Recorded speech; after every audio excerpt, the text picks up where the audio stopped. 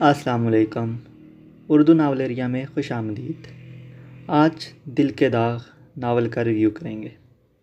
دل کے داغ نیلم ریاست کی لکھی ہوئی کہانی ہے۔ یہ 375 صفحات پر مشتمل ہے۔ زالے اور غازان ناول کے مرکزی کردار ہیں۔ یہ ایمرجنسی نکاح بیس ناول ہے۔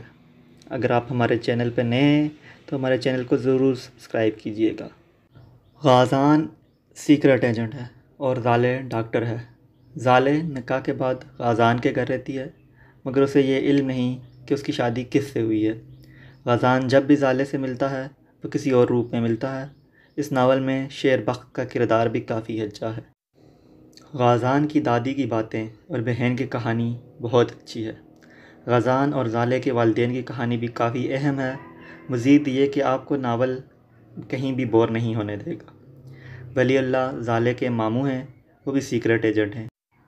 ولی اللہ غازان کے باس ہوتے ہیں اور غازان ان کی بہت عزت کرتا ہے۔ زالے کو کیسے غازان کی حقیقت کا پتہ چلتا ہے اور وہ اپنے ماموں سے کیسے ملتی ہے، یہ سب جاننے کے لیے آپ ناول پڑھیے۔ یہ بہت اچھا ناول ہے، آپ کو پڑھ کے مزہ آئے گا۔ یہ سسپینس سے بھرپور ناول ہے اور اس کی اینڈنگ بھی ہیپی ہے۔